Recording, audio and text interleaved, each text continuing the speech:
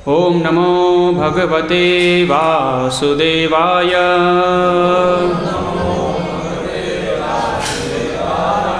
ओम नमो भगवते वासुदेवाय।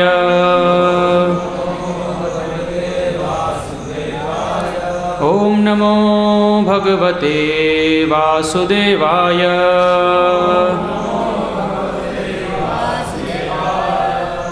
श्रीमद्भागवतम स्कंध 4 अध्याय 22 चारों कुमारों से पृथु महाराज की भेंट।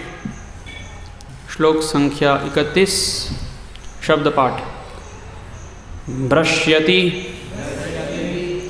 अनुस्मृति चित्तं ज्ञानभ्रंशः स्मृतिक्षये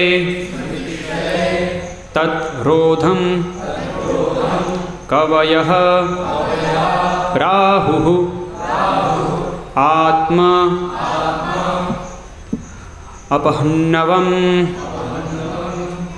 आत्मनः।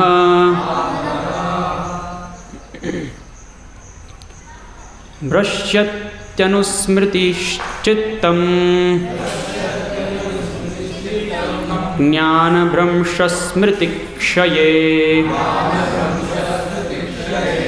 तद्रोधं कवयः प्राहुः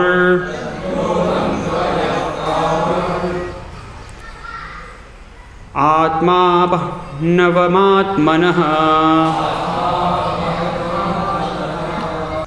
शब्दार्थ। भ्रश्यति विनष्ट हो जाती है, अनुस्मृति ही निरंतर चिंतन, चित्तम चेतना, ज्ञानभ्रंशः वास्तविक ज्ञान से विरहित, स्मृतिक्षये स्मृति के विनाश से, तद्रोधम उस विधि का अवरुद्ध होना, कवयः बड़े बड़े पंडितों ने, प्राहुः विचार व्यक्त किया है, आत्मा आत्मा का, अपहन्नवम विनाश, आत्मनः आत्मा का। अनुवाद एवं तात्पर्य। इस्कॉन संस्थापक आचार्य कृष्ण कृपा मूर्ति श्री श्रीमद्भयचरणारविंद भक्ति वेदांत स्वामी श्रील प्रभुपाद के द्वारा। अनुवाद। जब मनुष्य अपनी मूल चेतना से इधर उधर हटता है तो वह न तो अपनी पूर्व स्थिति को स्मरण रख पाता है और न वर्तमान स्थिति को पहचान पाता है। स्मरण शक्ति के नष्ट हो जाने पर जितना भी ज्ञान अर्जित किया जाता है वह एक झूठी आधारशिला पर टिका रहता है। जब ऐसी घटना घटती है तो पंडित जन कहते हैं कि आत्मा का विनाश हो गया। तात्पर्य। जीवात्मा या आत्मा नित्य एवं शाश्वत है, इसका विनाश नहीं हो सकता।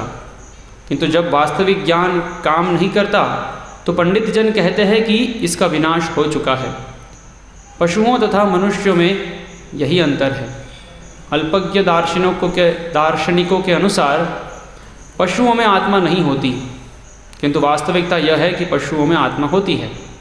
फिर भी पशुओं की निरी अज्ञानता के कारण ऐसा लगता है कि उनकी आत्माएं विनष्ट हो चुकी हैं। बिना आत्मा के शरीर हिल नहीं सकता।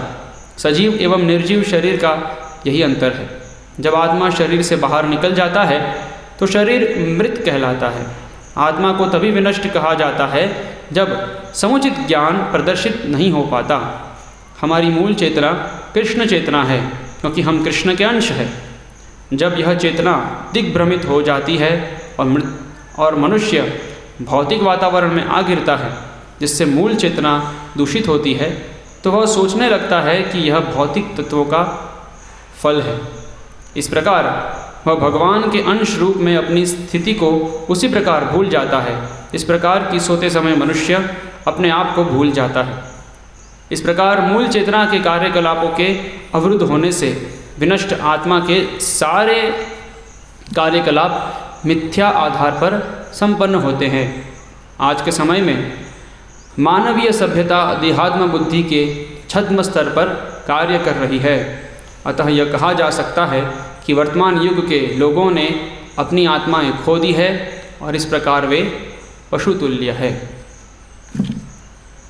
ओम अज्ञानतिमिरान्धस्य ज्ञानाञ्जनशलाकया चक्षुरुन्मीलितं येन तस्मै श्रीगुरवे नमः। श्रीचैतन्यमनोभीष्टं स्थापितं येन भूतले स्वयं रूपः कदा मह्यं ददाति स्वपदान्तिकम्। वन्देऽहं श्रीगुरो श्रीयुतपदकमलं श्रीगुरून् वैष्णवांश्च श्रीरूपं साग्रजातं सहगणरघुनाथान्वितं तं सजीवं साद्वैतं सावधूतं परिजनसहितं कृष्णचैतन्यदेवं श्रीराधाकृष्णपादान् सहगणललिता श्रीविशाखान्वितांश्च। जय श्रीकृष्णचैतन्य प्रभु नित्यानन्द श्री अद्वैत गदाधर श्रीवासादि गौरभक्तवृंद। हरे कृष्ण कृष्ण कृष्ण हरे हरे, हरे राम राम राम हरे हरे। हरे कृष्ण। आज के श्लोक में सनत कुमार उपदेश दे रहे हैं। तो पूर्व कुछ श्लोकों से हम सुन रहे हैं, चारों कुमार पृथु महाराज से भेंट करते हैं, उसमें सनत कुमार अभी अलग अलग उपदेश दे रहे हैं। तो इसमें पूर्व श्लोक में ये अनुवाद है, जब मनुष्य का मन तथा इंद्रियां सुख भोग के हेतु विषय वस्तुओं के प्रति आकर्षित होते हैं तो मन विचलित हो जाता है। परिणाम स्वरूप लगातार विषय वस्तुओं का चिंतन करने से मनुष्य की असली कृष्ण चेतना वैसी ही खो जाती है जैसे कि जलाशय के किनारे उगे हुए बड़ी बड़ी कुश जैसी घास के द्वारा चूसे जाने के कारण जलाशय का जल। तो जब इस तरह से जब मनुष्य अपनी मूल चेतना से इधर उधर हट जाता है, तो पूर्व श्लोक से ये विषय आगे बढ़ रहा है कि जब बहुत ज़्यादा इंद्रिय तृप्ति में चिंतन चलता रहता है तो हमारी कृष्ण चेतना हट जाती है। और जब इस प्रकार से हमारी चेतना हट जाती है तो क्या होता है वो अभी इस श्लोक में सनत कुमार बता रहे हैं। जब मनुष्य अपनी मूल चेतना से इधर उधर हट जाता है तो वह न तो अपनी पूर्व स्थिति को स्मरण रख पाता है और न वर्तमान स्थिति को पहचान पाता है। स्मरण शक्ति के नष्ट हो जाने पर जितना भी ज्ञान अर्जित किया जाता है वह एक झूठी आधारशिला पर टिका रहता है। जब ऐसी घटना घटती है तो पंडित जन कहते हैं कि आत्मा का विनाश हो गया है। तो हम सब जानते हैं, भगवद गीता में हमने पढ़ा है, न जायते म्रियते वा कदाचिन न हन्यते हन्यमाने शरीरे, है ना, और अजो नित्य शाश्वतोयम, है ना। तो ऐसे बहुत सारे कथन हैं जिसमें आत्मा का वर्णन है कि वो अविनाशी है, उसका कभी विनाश नहीं हो सकता, वो कभी नष्ट नहीं हो सकती है। लेकिन यहाँ पे लिख रहे हैं कि आत्मा का विनाश हो गया है। क्या शब्द है उसके लिए? अपहन्नवम। अपहन्नवम यानी कि विनाश। तो रूपद समझा रहे हैं कि आत्मा तो कभी विनाश नहीं हो सकती है, नित्य है ना। लेकिन यहाँ पे और ऐसा ही एक आत्महा, कौन सा श्लोक है जिसमें आता है आत्महा, हृदयहमाद्यम सुलभम सुदुर्लभम प्लवम सुकल्पम गुरुकर्णधारम मयानुकूलेन नभस्वतेरितम पुमाम भवाब्धिम न दरेत स आत्मा। तो उसमें भी यही शब्द, ऐसा ही वर्णन आता है, आत्मा को मारने वाला, यानी कि आत्मा जो इस मनुष्य शरीर का सदुपयोग नहीं कर रहा है वो अपनी आत्मा को मार रहा है। और ऐसे ही ईशोपनिषद में भी आता है आत्महा, जो आत्मा का हनन करने वाला है। तो जब भी ऐसा वर्णन आ रहा है शास्त्रों में तो हमें समझना चाहिए कि वो आत्मा का विनाश के बारे में बात नहीं कर रहा है, आत्मा कभी विनाश नहीं होती है। लेकिन यहाँ पे किस परिप्रेक्ष्य में समझाया गया, प्रभुपाद लिख रहे हैं कि आत्मा की मूल चेतना है कृष्ण चेतना, वो कृष्ण भावना भावित, कृष्ण की सेवा करना। जीवेर स्वरूप होय कृष्णेर नित्यदास ममैवांशो जीवलोके जीवभूत सनातनः। भगवान के अंश हैं, भगवान की सेवा करना हमारा नित्य धर्म है ना। सुषुप्त कृष्ण भावना मृत, सुषुप्त कृष्ण भावना, कृष्ण चेतना, ये आत्मा की वास्तविक परिस्थिति है। आध्यात्मिक जगत में आत्मा भगवान की सेवा कर रही है, कृष्ण चेतना में है, पूर्ण कृष्ण चेतना में है। लेकिन जब वो इस भौतिक, जैसे यहाँ पहले पूर्व श्लोक में बताया गया है, इंद्रिय विषयों के संपर्क में आती है, निरंतर चिंतन करती रहती है, तो उसकी वो चेतना ढक जाती है, वो भूल जाता है। तो क्या होता है, जब मनुष्य अपने मूल चेतना से इधर उधर हटता है, वो मूल जो कृष्ण चेतना है उससे जब वो इधर उधर हटता है, तो वह ना तो अपनी पूर्व स्थिति को स्मरण रख पाता है। तो उसकी पूर्व स्थिति क्या थी, वो तो भगवान के धाम में भगवान की सेवा कर रहा था, नित्य भगवान के नित्य सेवक था। वो भूल जाता है कि मैं भगवान का नित्य सेवक हूँ। और जैसे ही हम ये भूल जाते हैं कि हम सेवक हैं, तो स्वाभाविक रूप से क्या स्मरण आएगा कि हम स्वामी हैं। या तो दो ही चेतना हो सकती हैं, या तो सेवक की या स्वामी की, या दास की या भोक्ता की। तो अगर हम ये चेतना में नहीं है कि हम दास है, कृष्ण दास है, तो स्वाभाविक रूप से यही चेतना आएगी कि हम भोक्ता है। तो वो अपनी पूर्व स्थिति भूल जाता है कि मैं क्या था, और न वर्तमान स्थिति को पहचान पाता है, और अभी की भी उसकी स्थिति क्या है वो उसको पहचान नहीं पाता है। किस प्रकार से वो फंसा हुआ है नहीं देख पाता है। वास्तव में कृष्ण भावना मृत में आने के बाद ही हम समझ पाते हैं। जब हम शास्त्रों का अध्ययन करते हैं, भक्तों के संपर्क में आते हैं, तब धीरे धीरे हमें एक ज्ञान आता है कि हमारी स्थिति क्या है, किस प्रकार से हम फंसे हुए हैं। फिर हम देख पाते हैं कि हाँ देखो, पहले मैं भी ऐसा ही था। दूसरों को देखते हैं किस प्रकार से दूसरे भी इंद्रिय विषय में फंसे हुए हैं। तो पहले हम खुद वही कर रहे थे, लेकिन भक्तों के संपर्क में आकर के और धीरे धीरे जैसे हमारी कृष्ण चेतना विकसित होती है, तो हम समझ पाते हैं कि हमारी वास्तविक स्थिति क्या थी और अभी मैं क्या हूँ। अन्यथा वो भी हम समझ नहीं पाते हैं, अज्ञान के कारण हम इंद्रिय विषयों में इतना लिप्त रहते हैं। तो यहाँ पे बता रहे हैं कि पशुओं तथा मनुष्यों में यही अंतर है। क्या अंतर है कि मनुष्य ये अंतर जान पाते हैं, है ना। मनुष्य ये जान पाते हैं कि मेरी स्थिति पहले क्या थी, पशु ये नहीं जान पाते हैं। पशु के लिए क्या है, उसके लिए बस एक ही उद्देश्य है जीवन का, आहार, निद्रा, भय और मैथुन, बस।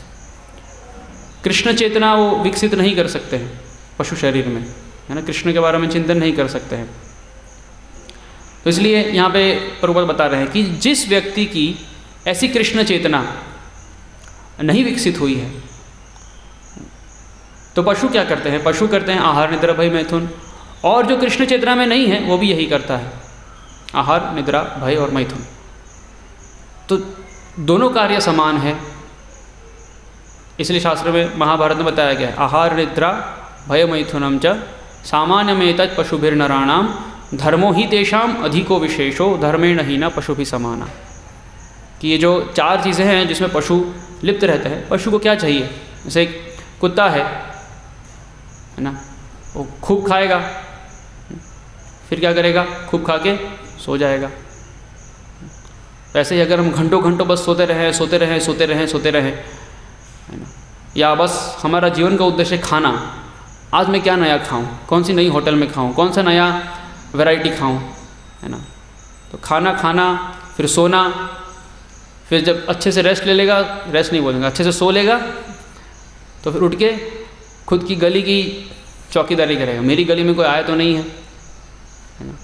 कोई बाइक आएगी, कोई कार आएगी तो भौंकता रहेगा, है ना। हालांकि कुछ कर नहीं पाएगा, लेकिन फिर भी रक्षा, भय, ये मेरा एरिया है, है ना, ये मेरी जगह है, तुम यहाँ पे क्या कर रहे हो, है ना, तुम्हारा क्या काम है यहाँ पे, जाओ इधर से, है ना। तो ऐसे, और फिर मैथुन,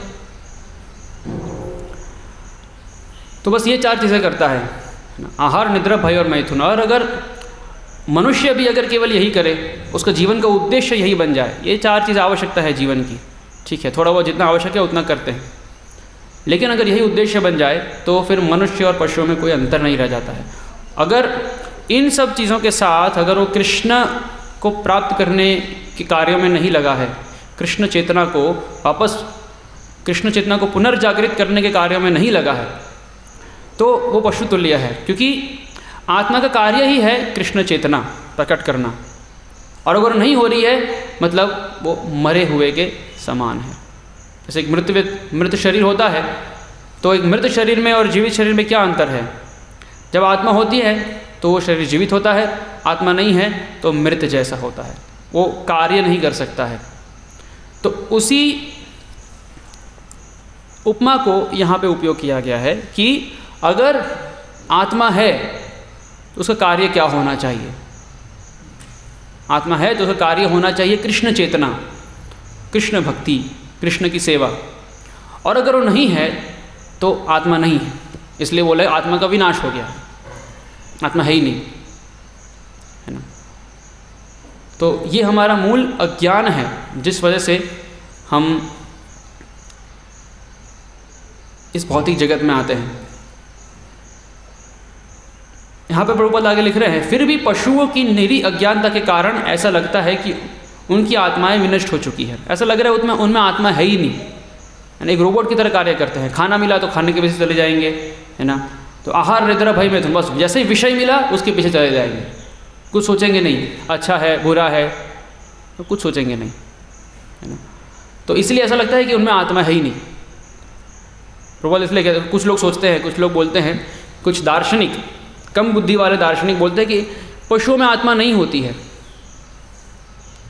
तो ऐसे कुछ धर्म वाले लोग हैं जो बोलते हैं कि पशुओं में आत्मा नहीं होती है, उनमें इसलिए हम उनको खा सकते हैं, उनको मार सकते हैं। लेकिन प्रभुपाद बोल रहे हैं ऐसा नहीं है। अगर पशुओं में आत्मा नहीं है, लेकिन आप देखिए दोनों के कार्यकलाप, मनुष्य के और पशु के कार्यकलाप एक जैसे है। आप भी आहार निद्रा भय मैथुन करते हैं, पशु भी वही कर रहे हैं, तो आत्मा के लक्षण है। बड़ा हो रहा है वही बड़े हो रहे हैं, है ना। सब कुछ हो रहा है जो मनुष्य शरीर में हो रहा है वो भी वहाँ पे भी हो रहा है। आप थोड़ा उसको बहुत ही परिष्कृत रूप में कर रहे हैं, है ना, सोफिस्टिकेटेड वे में कर रहे हैं, और वो इतना परिष्कृत रूप में नहीं कर पा रहा है, लेकिन कार्य वही है, कार्यकलाप वही है। तो उनमें भी आत्मा है, ऐसा नहीं कि उसमें आत्मा नहीं है। वो प्रभुपाद समझाता है कि उनमें आत्मा है, फिर भी बिना आत्मा के शरीर हिल नहीं सकता। सजीव एवं निर्जीव शरीर का यही अंतर है। जब आत्मा शरीर से बाहर निकल जाता है तो शरीर मृत कहलाता है। आत्मा को तभी विनष्ट कहा जाता है जब समुचित ज्ञान प्रदर्शित नहीं हो पाता। जब समुचित ज्ञान यानी कि पूर्ण कृष्ण चेतना जब व्यक्त नहीं हो पाती, तब उसको मरा हुआ कहते हैं। हमारी मूल चेतना कृष्ण चेतना है, क्योंकि हम कृष्ण के अंश हैं। जब यह चेतना दिग्भ्रमित हो जाती है और मनुष्य भौतिक वातावरण में आ गिरता है, जिससे मूल चेतना दूषित होती है, तो वह सोचने लगता है कि मैं ये भौतिक तत्वों का फल हूँ, ये सोचने लगता है। तो ये अज्ञानता है। जैसे ही हम ये भूल जाते हैं कि हम दास हैं, तो तुरंत ये भावना आती है कि हम स्वामी हैं। और फिर स्वामित्व का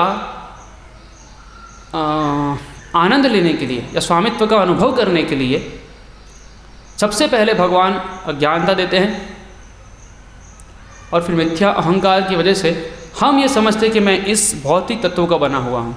तो ये सबसे पहली अज्ञानता है कि मैं ये शरीर हूँ। ये है वो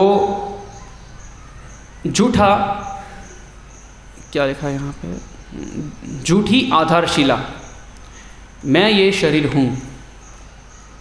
ये है वो झूठी आधारशिला जिसके आधार पर पूरी हमने बिल्डिंग बना दी है कि मैं ये शरीर हूँ, मैं पुरुष हूँ, मैं स्त्री हूँ, मैं भारतीय हूँ, मैं इनका पुत्र हूँ या इनकी पुत्री हूँ, है ना, या मैं इस कॉलेज का हूँ, इस जाति का हूँ, है ना।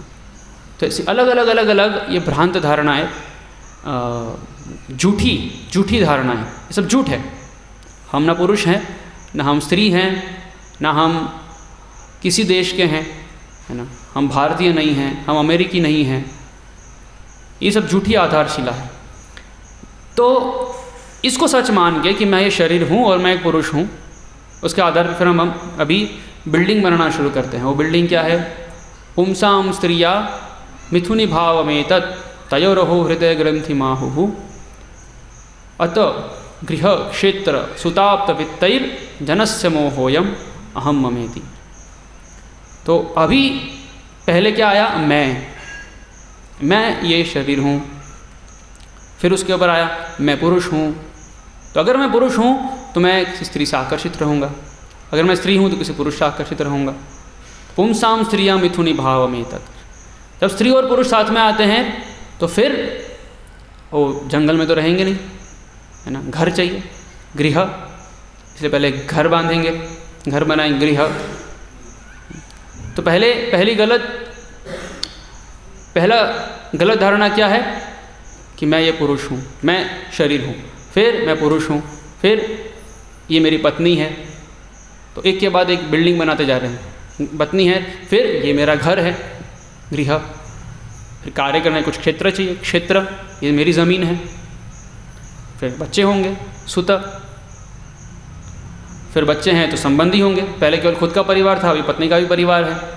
पहले खुद के माता पिता है, अभी सास ससुर भी है ना। तो सुत, आप्त, वित्तई, फिर पैसा। और अभी के समय में पैसा तो बहुत सबको मोहित कर रहा है, हर एक व्यक्ति पैसों के पीछे भाग रहा है, हर एक व्यक्ति। बचपन से, स्कूल से लेकर के कॉलेज, वो जो पढ़ाई कर रहे हैं, कितने साल स्कूल में पढ़ाई करते हैं, कितने साल कॉलेज में पढ़ाई करते हैं, हर एक व्यक्ति का उद्देश्य है पैसा, पैसा, पैसा, पैसा, पैसा, पैसा। तो बहुत बड़े जंजाल में फंस गए हैं। सुत, आप्त, वित्तई, जनस्य मोहोयम अहम ममेति। और इसलिए वो मैं और मेरे में फंस जाता है कि पहले मैं था, बस मैं कौन हूँ, मैं ये शरीर हूँ, मैं पुरुष हूँ, और फिर ये मेरा, मेरी पत्नी, मेरा घर, मेरे बच्चे, मेरे परिवार, मेरा समाज, मेरा पैसा, सब कुछ मेरा, अहम ममेति, इसमें फंस जाता है। तो इस झूठी आधारशिला पर उसका पूरा जीवन टिका हुआ है, लेकिन झूठा है, कभी भी टूट सकता है ना। जैसे स्वप्न में, अगर हम स्वप्न देख रहे हैं, बहुत अच्छा स्वप्न देख रहे हैं, हर किसी को अच्छा स्वप्न ही देखना होता है। हर कोई सोचते हैं मैं अच्छा सपना देखूं, हर कोई सपना तो अच्छा ही देखता है, लेकिन हमेशा हमने जो सपना देखा है वो पूरा नहीं होता है। तो जैसे कोई स्वप्न में है, बहुत अच्छा सपना देख रहा है, किसी के लिए अच्छा सपना कोई एग्ज़ाम क्रैक करना हो सकता है, किसी के लिए बहुत अमीर बनना हो सकता है, किसी के लिए कुछ एडवेंचर करना हो सकता है ना। ऐसे अलग अलग स्वप्न देखते हैं। और वो स्वप्न से अगर आप अच्छा स्वप्न देख रहे हैं रात में, अचानक से वो टूट जाए तो कैसा लगेगा आपको? अरे कितना अच्छा सपना था, है ना, बढ़िया आनंद आ रहा था, लेकिन उठा दिया मुझे, 4 बज गए, मंगल आरती का समय हो गया 4 बज गए, है ना। तो ये हमारा जो वास्तविक जो जीवन है वो भी सपने जैसा है ना। टूटता क्या है, जो वास्तविक नहीं है, ये सपना है। दिन भी एक सपना है और रात भी एक सपना है, दिन और रात दोनों एक सपना है, इसलिए टूट जाता है। हम बोलते हैं हमारा सपना टूट गया, मैंने कितने सपने देखे थे, मैं ये करूँगा, सब पे पानी फेर दिया तूने, ऐसा क्यों बोलते हैं ना?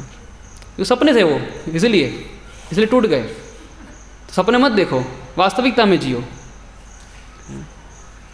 तो लोग सुखी रहना चाहते हैं, हम बढ़िया सपना देखते हैं कि मान लीजिए कोई ऐसा व्यक्ति है जिसके जो बहुत सुखी है, उसकी सुंदर पत्नी है, बहुत आज्ञाकारी पत्नी है, बच्चे हैं, धार्मिक है ना, और विद्वान है, बहुत विद्वान है, धार्मिक है, आज्ञाकारी है, और बड़ा सा अच्छा घर है उसका, उसकी अच्छी इनकम है, अच्छी जॉब है। सब ऐसा ही सपना देखते हैं, सब यही सपना देखते हैं। अच्छा परिवार, सब कुछ अच्छा है, शांति से सुख से सब जी रहे हैं, लेकिन और वो व्यक्ति समझ रहा है कि मैं इस सब का भोगता हूँ, मैं इसका आनंद ले रहा हूँ, ये पत्नी मेरी है, कितनी आज्ञाकारी है, देखो मैं कितना आनंद में हूँ, मेरे बच्चे कितने अच्छे हैं, मैं जो बोलता हूँ वो करते हैं, है ना। मेरा भाग्य कितना अच्छा है, सिद्धो हम बलवान, मैं कितना बलवान हूँ, सुखी हूँ। लेकिन अगर कुछ घटना हो जाए, कुछ भूकंप आ जाए, या आजकल तो कभी बम गिर सकता है ऊपर से, कुछ बम गिर जाए, है ना, और उसके परिवार वाले सब खत्म हो जाए, तो फिर क्या होगा उसको? फिर वो वैसा ही सुखी रहेगा? नहीं, उसको लगेगा सब कुछ खत्म हो गया है, सब शून्य हो गया है, वो पागल हो जाएगा, रोने लगेगा, चीखने लगेगा, इधर उधर भागने लगेगा, समझ नहीं आएगा क्या हो गया ये, अचानक अभी तो मैं सब कुछ अच्छा था, अचानक से क्या हो गया, है ना। तो उसका सपना टूट गया एक्चुअली। जैसे अर्जुन है, अर्जुन सोच रहे थे कि मैं राज्य प्राप्त करूंगा और फिर भोग करूंगा, एंजॉय करूंगा। लेकिन जब वो बोलते हैं कृष्ण जरा बीच में ले जाओ रथ, और देखते हैं कि ये तो मेरे ही सब फैमिली मेम्बर्स हैं, सब के सब यहीं पे है, तो फिर मैं राज्य जीत के एंजॉय किसके साथ करूंगा मैं? वो बोलते विपरीतानि केशव, पूरा विपरीत लग रहा है। मैं तो सोचूंगा, मुझे लगा एंजॉयमेंट होगा, लेकिन ये तो पूरा का विपरीत लग रहा है। जिनके साथ मैं एंजॉय करने वाला था वो सारे के सारे मर जाएंगे, तो फिर मैं एंजॉय किसके साथ करूंगा? और प्रैक्टिकली ऐसा ही हुआ। महाभारत के युद्ध के बाद बचा कौन? 5 पांडव, द्रौपदी, है ना, और कुंती महारानी, धृतराष्ट्र, गांधारी। अभी क्या है? कोई नहीं है, कोई भाई नहीं है, पितामह नहीं है, गुरुजन नहीं है, पुत्र नहीं है, सारे के सारे पुत्र भी मर गए। अभी क्या करें? राज्य का क्या करेंगे? तो वैसा ही स्थिति हो जाता है ना। इसलिए अर्जुन को लगा नहीं, मैं तो नहीं लड़ूंगा भाई, है ना, ऐसा लगा मैं तो लड़ूंगा ही नहीं। हालांकि वही प्रयास से वो सुखी होना चाहता है, लेकिन वो सोचता नहीं, ये प्रयास से तो सब कुछ नष्ट हो जाएगा, मैं एंजॉय कर ही नहीं पाऊंगा, विपरीतानि, पूरा विपरीत लग रहा है।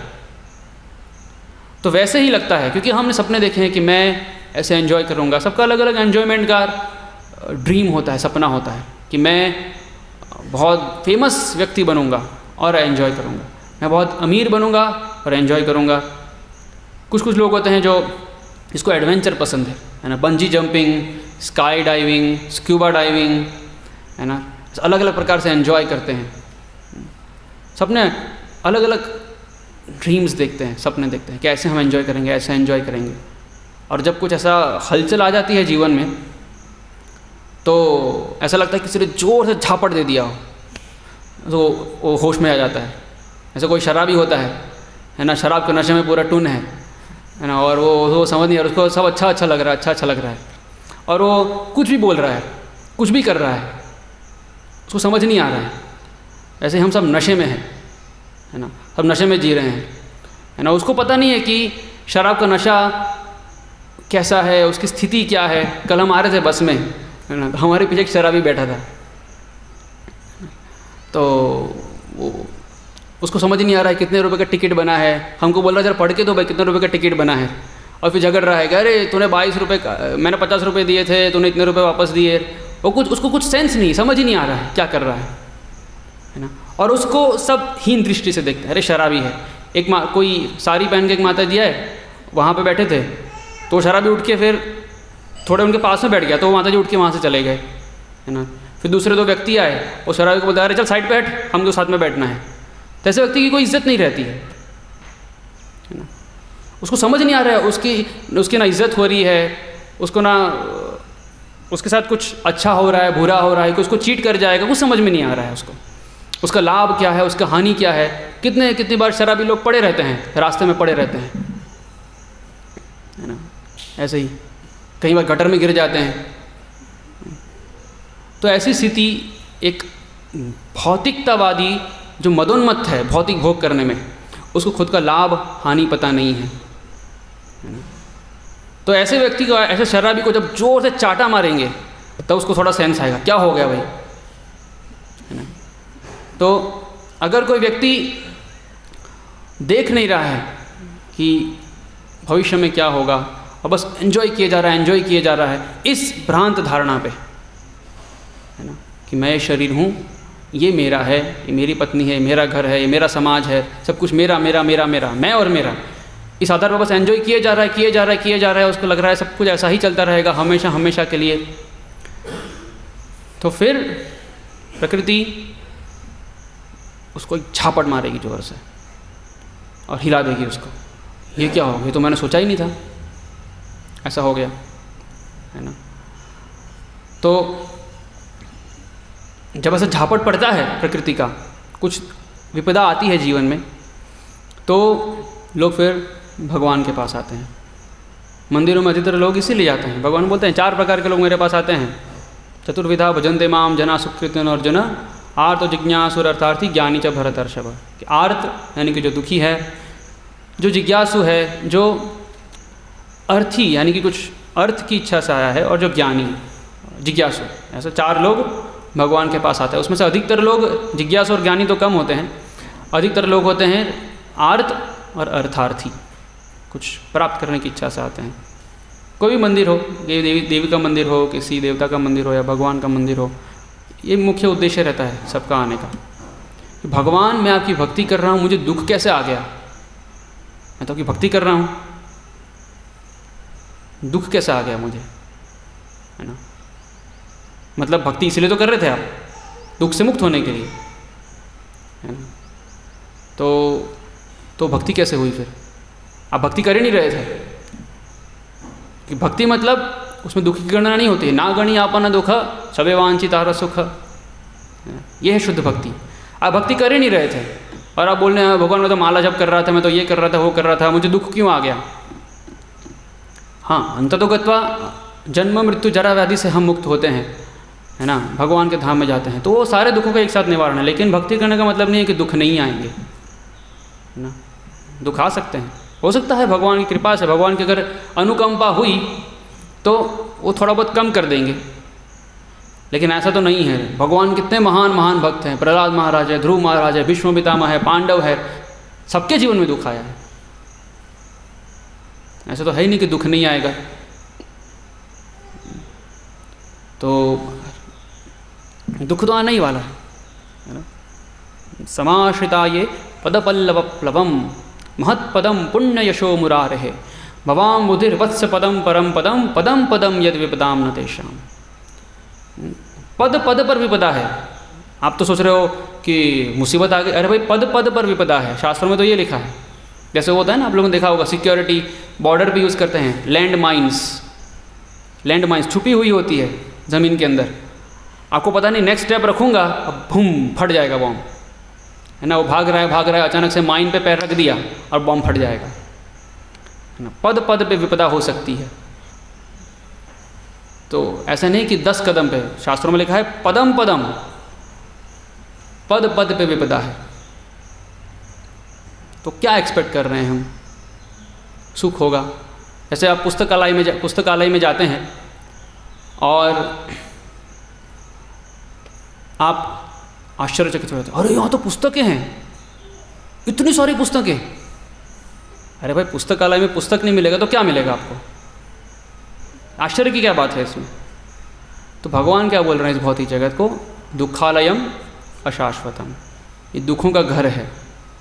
अगर इसमें कोई दुख नहीं मिलेगा तो क्या एक्सपेक्ट कर रहे हैं आप, सुख एक्सपेक्ट कर रहे हैं। कितनी बड़ी भूल है। दुख ही मिलने वाला है। बल्कि पुस्तकालय में जाकर के अगर पुस्तक ना मिले तो आपको आश्चर्य होना चाहिए, अरे पुस्तक नहीं है, ऐसे कैसे हो गया। वैसे ही अगर यहाँ पे आपके जीवन में दुख नहीं है तो आपको आश्चर्यचकित होना चाहिए, आज कोई दुख नहीं आया, कुछ तो गड़बड़ है ना। बहुत बड़ी आंधी आने वाली होती है ना, उसके बाद थोड़ी शांति होती है, कोई दुख नहीं आ रहा है, ऐसे कैसे हो गया। तो दुख तो आने ही वाला है, भगवान बोल रहे हैं गारंटी, हर एक व्यक्ति दुखी होने वाला है। तो एक्सपेक्ट करना चाहिए कि दुख आएगा। पदम पदम यद विपदाम, ये तो है, विपदा तो आएगी ही, है ना। लेकिन हम भूल जाते हैं और इल्यूजन में रहते हैं, हम सपनों में रहते हैं, है ना। सपनों में रहते हैं और सोचते हैं कि सब कुछ अच्छा होगा, ऑल इज़ वेल, है ना। झूठा दिलासा देता है अपने आप को, सब कुछ अच्छा है, सब कुछ अच्छा है ना। लेकिन भगवान उसको बताते हैं कि ये रियलिटी है। क्योंकि आपने पूरी बिल्डिंग तो खड़ी कर दी, बहुत अच्छी बिल्डिंग खड़ी कर दी है, लेकिन पूरी झूठ है, पूरी झूठ के आधार पर है। क्या? कि मैं ये शरीर हूँ। आप नहीं माना आपने कि मैं ये शरीर हूँ, कि मैं आत्मा हूँ, नहीं माना तो ठीक है, फिर मृत्यु के समय में पता चलेगा। मृत्यु आएगी, मृत्यु सर्वहरश्चाहम, ये इकट्ठा कर लिया, वो इकट्ठा कर लिया, बहुत सारी संपत्ति इकट्ठा कर ली, मृत्यु तक हमने माना नहीं कि मैं मरने वाला हूँ। तो क्या होगा मृत्यु के समय में? फिर 3 प्रकार के दुख होते हैं। एक होता है शारीरिक पीड़ा, जो शरीर छोड़ते वक्त जो पीड़ा होती है, कई हज़ार बिच्छू काटने जितना पीड़ा मृत्यु के समय में होता है। किसी को अगर बिच्छू काटा हो तो उसको अनुभव होगा, ऐसा लग रहा है किसी ने गरम गरम अंगारा रख दिया है ना हाथ में, 24 घंटे तक वो पीड़ा रहती है। तो वो एक बिच्छू के काटने पर, ऐसे कई 100 कई हज़ार बिच्छू काटने का पीड़ा मृत्यु के समय होता है। एग्जैक्ट नंबर मुझे पता नहीं, शास्त्र में बताया गया है, या ऐसा वर्णन है। एक तो शारीरिक पीड़ा होती है, दूसरी होती है मानसिक पीड़ा, कि अभी पूरे जीवन उसने जो जो आसक्ति रखी है, पत्नी, बच्चे, परिवार, घर, उसका बैंक बैलेंस, सबसे जो आसक्ति है, अभी एक झटके से सब तोड़ना है ना, एक झटके में, क्योंकि प्लानिंग तो किया नहीं है पहले से, है ना। मान लीजिए आप अपने घर में रह रहे हैं, अचानक से कुछ गुंडे आ गए और आपको अपने परिवार के साथ घर से बाहर निकाल दिया, हाईजैक, आपका घर हाईजैक होगा, अभी हम लोग यहाँ पे रहेंगे, आप बाहर जाओ। तो कैसे आप भौंचक के रह जाएंगे, अरे अचानक से क्या हो गया, है ना, अभी मैं कहाँ जाऊँगा अचानक से। तो वैसे ही स्थिति होती है। अभी आप कहाँ जाएंगे आपको पता नहीं है। पहले जो पूरे जीवन किया है उसका दुख, उनसे दूर होने का दुख, चिंता होगी आपको। मेरे जाने के बाद अरे इसका क्या होगा, ये तो अभी छोटा सा मेरा बेटा है, इसको बड़ा करना है, इसके तो विवाह नहीं हुआ है, मेरी पत्नी वृद्ध है, मुझे अभी विल लिखना बाकी है, मेरी विल बाकी है, अभी ये काम पूरा करना है। तो मृत्यु के एक क्षण पहले अगर ये चिंता थी तो मृत्यु के वक्त भी वही चिंता होगी। अचानक से थोड़ी चिंता आपकी कृष्ण चेतना में बदल जाएगी, क्योंकि आपका चिंता क्या है उससे आपका पता चलेगा चिंतन किस चीज़ का होगा। जिसकी चिंता है, आपकी चिंता ये सब है कि मेरा भौतिक जीवन अच्छे से रहे, तो मृत्यु के वक्त भी वही चिंता रहेगी और वही चिंतन चलेगा कि मेरा सब कुछ अच्छे से चलता रहे। और अभी अच्छे से नहीं चलेगा क्योंकि मैं जा रहा हूँ, और कहाँ जा रहा हूँ ये भी पता नहीं है ना। यमदूत आएंगे और ले जाएंगे।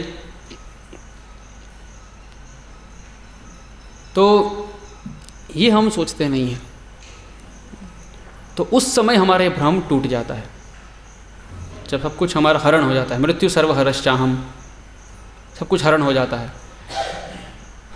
हमारे सारे सपने टूट जाते हैं। तब हमें ये साक्षात्कार होता है कि सब कुछ झूठा था, असत्य था। तो अभी समझ लो, नहीं तो फिर बाद में समझना पड़ेगा, है ना। तो इस प्रकार वह भगवान के अंश रूप में अपनी स्थिति को उसी प्रकार भूल जाता है जिस प्रकार कि सोते समय मनुष्य अपने आप को भूल जाता है। सोते समय अपने आप को हम भूल जाते हैं, है ना। तो वैसे ही हम भगवान की सेवा को भूल जाते हैं। इस प्रकार मूल चेतना के कार्यकलापों के अवरुद्ध होने से विनष्ट आत्मा के सारे कार्यकलाप मिथ्या आधार पर संपन्न होते हैं। तो सब झूठा है। फिर पूरा जो हम बिल्डिंग बना रहे हैं उसके ऊपर वो सब झूठे प्लेटफॉर्म पे है, सब क्षणिक है। हम अच्छे हैं, मैं अच्छा दिख रहा हूँ कि नहीं दिख रहा हूँ, मैं अच्छा दिख रहा हूँ, ये झूठ है। मैं बुरा दिख रहा हूँ, ये झूठ है ना। मैं पुरुष हूँ, झूठ है। मैं स्त्री हूँ, ये झूठ है, असत्य है। ये मेरा समाज है, ये झूठ है। ये मेरा परिवार है, ये झूठ है, असत्य है। आज के समय में मानवीय सभ्यता देहात्म बुद्धि के छद्म स्तर पर कार्य कर रही है। अतः यह कहा जा सकता है कि वर्तमान युग के लोगों ने अपनी आत्माएं खो दी है और इस प्रकार वे पशु तुल्य है। सब अभी आत्माएं खो बैठे हैं। आत्माएं खो बैठे हैं यानी कि कोई कृष्ण चेतना में कार्य नहीं कर रहा है, और उनके कार्यकलाप ऐसे नहीं है। और क्योंकि कृष्ण चेतना में कार्य नहीं कर रहे हैं, इसलिए आत्मा का होना ना होना एक समान है। इस प्रकार से पशु है ना, वो कोई भी कार्य कृष्ण भक्ति में, कृष्ण चेतना में नहीं करता है। उसी प्रकार से मनुष्य भी अगर ऐसा ही करता है तो वो उसमें आत्मा नहीं है, ऐसा समझो, है ना, और वो पशु तुल्य है। तो देहात्मा, प्रभुपाद लिख रहे हैं, मानवीय सभ्यता के देहात्मा बुद्धि के छद्म स्तर पर तो बॉडीली कॉन्शियसनेस इतना अधिक हो गया है ना, कि इतनी सारी व्यवस्थाएं हम इसके लिए करते रहते हैं। थोड़ी सी गर्मी लग रही है, हमें एसी चाहिए, एसी के बिना तो हम रह ही नहीं पाएंगे, है ना। थोड़ा सा भी रिंकल्स आ गया, हमें कॉस्मेटिक लगाना पड़ेगा, फेस लिफ्ट अप लगाना पड़ेगा, वरना लोग मेरे बारे में क्या सोचेंगे। बाल वाइट होने लगे, जल्दी डाई लगाना पड़ेगा, मैं बूढ़ा हो रहा हूँ। बहुत ज़्यादा कॉन्शियस, बहुत बॉडीली कॉन्शियस हो गए हैं। मैं बहुत छोटा हूँ, मेरी हाइट छोटी है, मुझे लंबा होना है, तो ऑपरेशन करवाते हैं, अपने पैर की हड्डी तोड़वाते हैं और लंबे करवाते हैं अपने आप को। हाँ, कोरिया में हो रहा है, अपनी पैर की हड्डी तोड़वाते हैं और लंबा करवाते हैं। मेरे बाल नहीं हैं, मैं बहुत, है ना, तो ऑपरेशन करवाते हैं, हेयर ट्रांसप्लांट करवाते हैं ऑपरेशन से। मेरे बाल बहुत छोटे हैं तो हेयर इलॉन्गेशन करवाते हैं, बाल लंबे करवाते हैं। तो ऐसे बहुत सारी चीज़ें ना, देहात्म बुद्धि इतना इम्पोर्टेंट बन गया है। और इन सब में कृष्ण को भूल जाते हैं। पॉइंट ये है, कृष्ण को भूल गए हैं सब, है ना। बहुत सारी कृत्रिम व्यवस्थाएं, कृत्रिम आवश्यकताएं हमने बना ली है। तो इसीलिए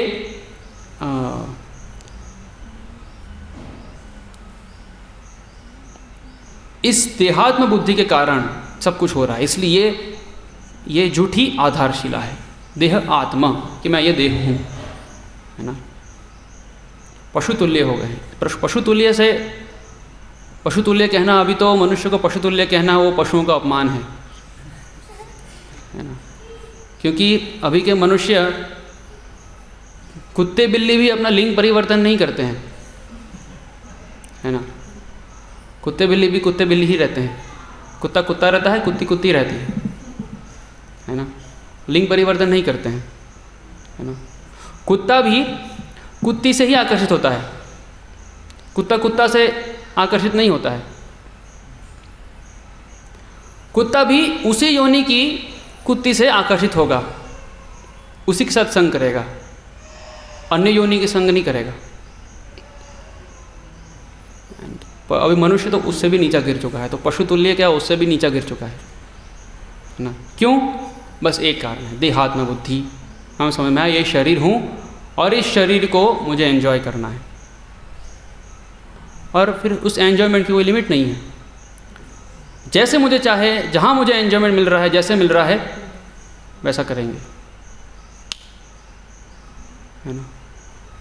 तो जैसे मुझे एंजॉय करना है वैसे हम करेंगे, तो कोई लिमिट नहीं है, क्योंकि कोई बाउंड्री नहीं है ना, कि यही एंजॉयमेंट का स्तर है, बस इससे आगे नहीं बढ़ना है। तो वो लिमिट कौन रखेगा? अगर मैं लिमिट रखूँगा तो आप लोग मेरी बात नहीं मानेंगे, है ना, कि ये लिमिट है। आप लिमिट रखेंगे तो मैं आपकी बात नहीं मानूंगा कि ये लिमिट है। तो लिमिट कौन रखेगा? लिमिट रखेंगे शास्त्र। ये एंजॉयमेंट की लिमिट है, इससे नीचे नहीं करना है, वरना दंड दिया जाएगा आपको। तो फिर है उसमें धर्मशास्त्र, है ना। धर्मेण ही ना पशु भी समान। अगर मनुष्य शरीर में रहकर के अगर हम धर्म नहीं समझे, क्या करणीय है और क्या अकरणीय है, न धर्म क्या है अधर्म क्या है, यही विशेषता है बस मनुष्य और पशु में अंदर है। अगर नहीं है, धर्मेण ही ना पशु भी समान, तो हम पशु तुल्य ही हैं। तो ये कुछ हम जान सकते हैं इस तात्पर्य से। यहाँ पे हम विराम देते हैं। हरे कृष्णा। किसी को कोई प्रश्न है या टीका है तो कर सकते हैं।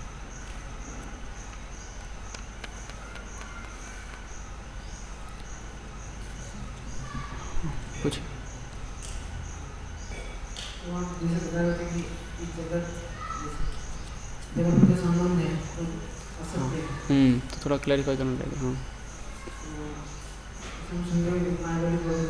जगत मिथ्या, जगत में रहने का हम जो संबंध को भी हमको लगता है कि सत्य ही है, तो ये संबंध भी सत्य असत्य ही मिथ्या है, अस्थायी।